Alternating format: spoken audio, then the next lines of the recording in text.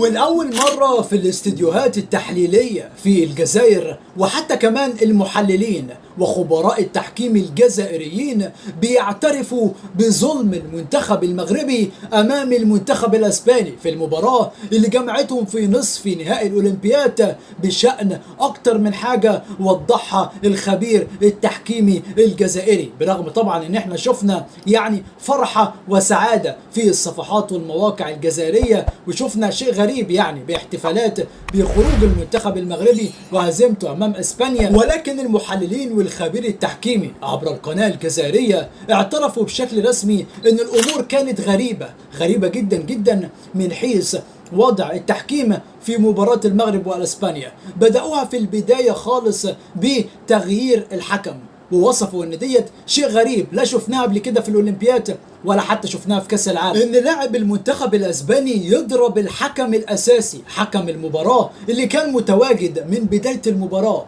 يضربه ويتدخل عليه التدخل العنيف دوت اللاعب الاسباني. دي غريبه وغريبه جدا، ومش بنشوفها في المباريات عاده، بتحصل 1%، يعني نادرا جدا جدا ما بتحدث نشوف اللاعب الاسباني بيدخل على الحكم يشيله من على الارض، بيكسر دخله ممكن تجيب له كسر في القدم، دخول خطير جدا جدا لحد ما الحكم يسقط. وبرغم رش البنج وحاولوا ان هم يعني يعدوه للمباراه، وبرضه ما قدرش يكمل عشان ينزل الحكم السويدي اللي مش عارف ايه سبب وجوده هو كحكم رابع.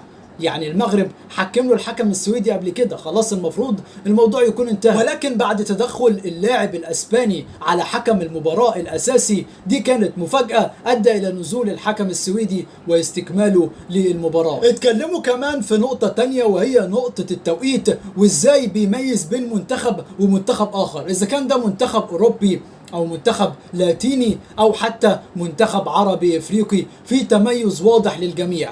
وازاي لما الارجنتين بتبقى خسرانه يحسب لها 15 دقيقه عشان تعود في النتيجه، ولما اسبانيا تكون خسرانه يحسب لها 12 دقيقه علشان تعود في النتيجه، ولما المملكه المغربيه تكون خاسره بنتيجة 2-1 أمام أسبانيا حسب 7 دقايق فقط علشان ينهي المباراة، برغم أن أسبانيا سجلت هدفين الشوط الثاني، وكان فيه وقت استراحة، وكان فيه سقوط لاعبين، وكان فيه تضييع وقت، كل ده حسب عليهم 7 دقايق.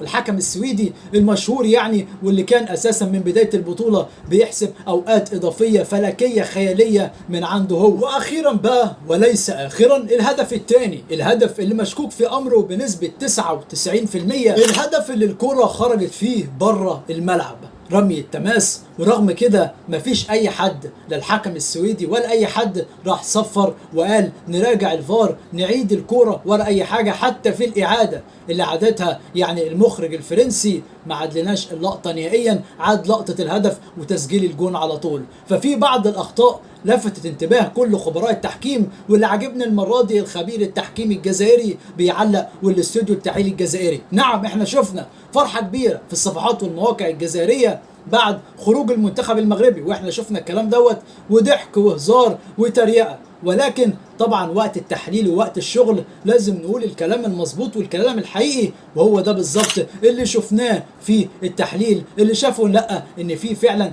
دخول الحكم من البدايه كانت غريبه، وضعه للوقت الاضافي كان غريب، والهدف الثاني اللي سجله المنتخب الاسباني كان غريب وغريب جدا جدا. طبعا عزيزي المشاهد، المنتخب المغربي دلوقتي عنده مواجهه قويه قادمه امام المنتخب المصري، يعني لقاء نهائي افريقيا اللي تكرر في المغرب واللي فاز فيها وقتها المنتخب المغربي 2-1 على حساب مصر بيتكرر مره اخرى، والمره دي جايب لنا بقى حكم نرويجي. يعني في الاول كانوا عمالين يحطوا بعض الحكام الخبيثه علشان المنتخبات دي تخرج بدري بدري، دلوقتي حاطين لينا حكم نرويجي ومش فارق معاهم مصر او المغرب يكسبوا، حاطين حكم نرويجي علشان يقود مباراة تحديد البرونزية اللي هتكون يوم الخميس القادم باذن الله، واللي هيكون باذن الله الساعة 4 بتوقيت المغرب والجزائر وتونس، والساعة 6 بتوقيت مصر والسعودية. كمان بقى من اللقطات اللي شفناها في المباراة، والحقيقة كانت لقطة جميلة جدا جدا، عملت يعني كده زي ترند في الوسط الرياضي العربي والعالمي. الحقيقة المشجع المغربي الرائع اللي نزل في نهاية المباراة، يعتبر اللي جمعت بين المغرب واسبانيا، نزل وحط هو الكرة جول الهدف الثاني.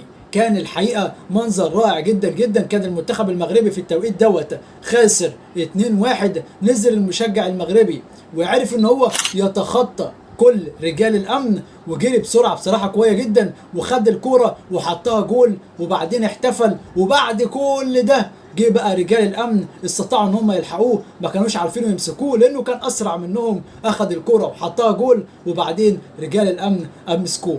كانت بصراحه واحده من اللقطات الجذابه ومن اللقطات الحلوه واللي دايما الجماهير المغربيه لما بتحضر في اي ملعب بيكون ليها لقطات رائعه وحلوه كده وبتطلع ترند في الاعلام العربي والعالمي. انا عايز اقول لك ان في فرحه وانبساط كبير جدا في الاعلام الفرنسي بعدد الحضور الجماهيري المغربي في مباراة الأولمبياد.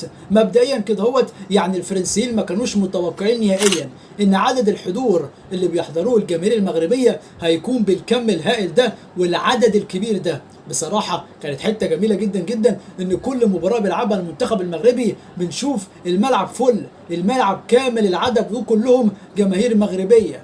تخيل معايا بسم الله ما شاء الله عليهم بيقدروا يملوا اي ملعب مهما كان وسعه وكبره. وده بالظبط عزيزي المشاهد اللي مخلي الاعلام الفرنسي والمسؤولين الفرنسيين مبسوطين. تذاكر مباراة المغرب ضد اي منتخب بتخلص بعد ساعتين فقط من طرحها. كل المغاربة المتواجدين في فرنسا وحتى اللي جايين زيارة كلهم بيحجزوا تذاكر المنتخب المغربي كنمرة واحد. لازم نتفرج على المنتخب في أولمبياد باريس. طبعا عزيزي المشاهد العدد الجماهيري دوت هيكون برضه متواجد في مباراة تحديد الميدالية البرونزية أمام المنتخب المصري، وهتكون مباراة بإذن الله قوية تجمع منتخبين عربيين شقيقين إفريقيين يعني عارفين كل حاجة عن بعض وتقريبا بنتواجه على طول. وآخر مواجهة كانت من كام شهر في نهائي افريقيا.